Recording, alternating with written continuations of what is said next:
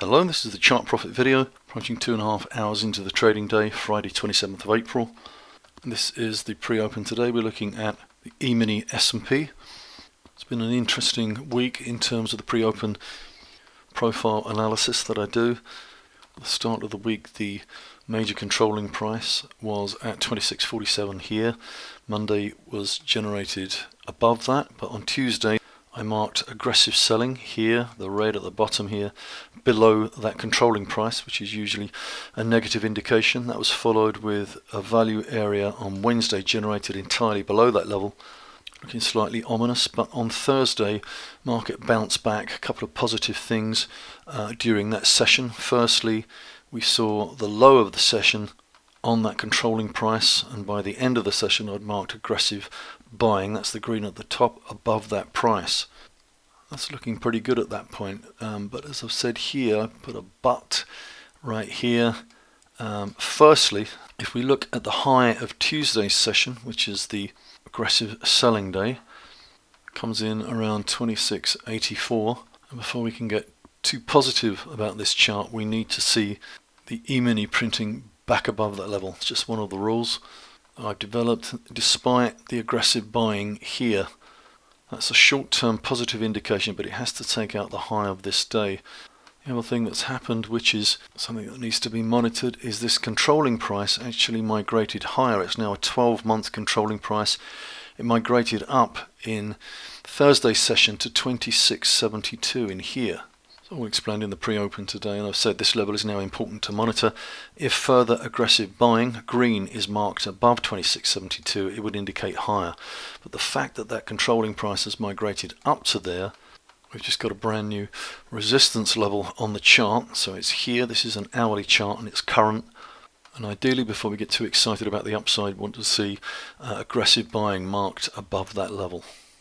We obviously have a ranging market at the moment, and we don't see everything lining up in terms of the breadth indication here, price momentum at the bottom, and the imbalances from the profile at the top.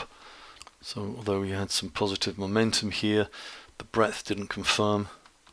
Breadth and momentum are looking much better at that point, but then we had the aggressive selling. So we're looking for some more green on the E-mini above 26.72. Breadth could improve a little bit from neutral to green, and price momentum hopefully picking up. These are the components you'd normally see if the market's going to make a directional move higher. So that's why I'm wary. We could of course see the breadth turning red again, and we could see some red coming in below 26.72 on the E-mini. We just need to be patient and see how that develops. Spider chart here, live, currently holding above its 9-month at 264.50. Russell 2000 ETF IWM is currently higher than the Spider in terms of its recent range, and it's above 153.50, which is its 1-year supporting price, or rather 1-year controlling price, currently providing support this week.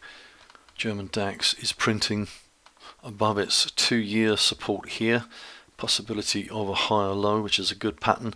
Like to see the DAX back above this natural resistance here, which is the halfway point from this high. UK's FTSE 100 index having a very good week. It's closed out strong above its 18-month at 74.13 here. Earlier in the week found support at the natural support, the halfway point. Strong day today, largely due or in part from the weakness in the British pound, which you can see here printing down below its 6-month at 139.65 and down to the trend line here, which I'm sure will attract some attention, especially if that's broken. Talked about the dollar index. So the dollar has had a strong week. The 8-month recently, as we know, migrated to 89.62. We talked about this potentially this bottoming pattern here, breaking above the trend line off 2017 high. The major resistance is quite a bit higher up here. Higher low above that 8-month would be a good clue that maybe this trend, this downtrend, is actually coming to an end. Particularly interesting that on the Euro FX chart, as explained last week in last Friday's video, the major controlling price migrated up to 123.30. We know that the migration of a significant controlling price often happens just before a directional move, and if that's the case, I think the migration took place about here somewhere, and obviously if a new directional move is about to begin, it looks like it's down here. So this is weak price location for the Euro FX chart. The dollar index rallying, the pound possibly with some more weakness could break down through that trend line. This could be a turn for the dollar here. Interesting that gold has held up relatively well this week, especially at the end of this week. The 4-month at 125.23, gold currently holding that price. USO, the oil fund ETF, holding up as well, close to its recent high. The first support that I've got of significance is 12.79, the 12-month on this chart. And as we've discussed, TLT, the T-bond ETF, in a weak location here below its major, which is most definitely now at 121. But we have seen the chart bouncing back over the last couple of days.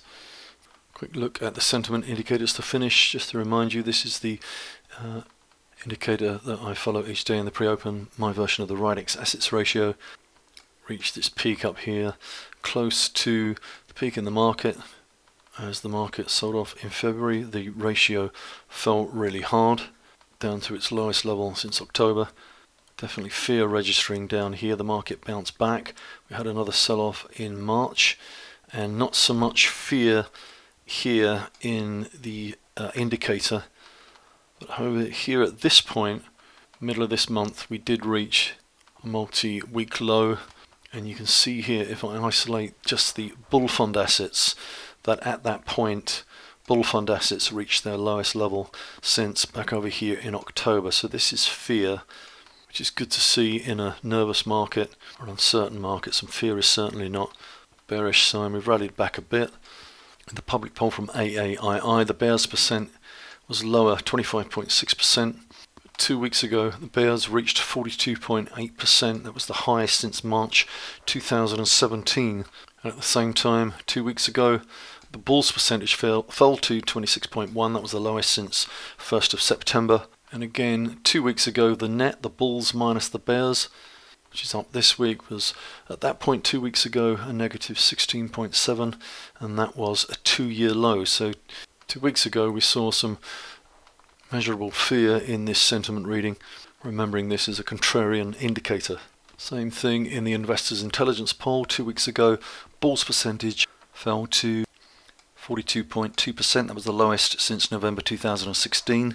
Bears percent reached 19.8. That was the highest since September.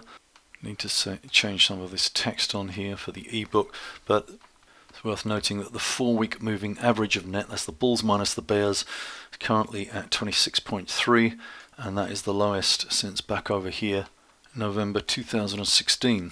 Again, a contrarian indicator. And finally, we see the data this week from Lipper US fund flows. Actually a net inflow this week of 3.5 billion, equity fund including ETF inflow. I follow what I call a 4-week flow number, which is a sort of summation over 4 weeks.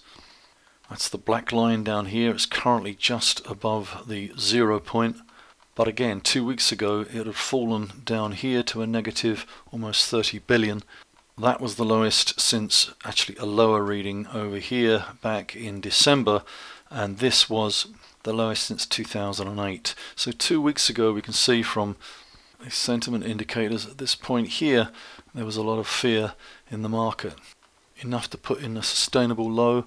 Well, yes, but most importantly we need to see this improve, and we need to see on the E-mini S&P minimum time spent above 26.72, price acceptance up here minimum. Okay, that concludes, and thank you for watching.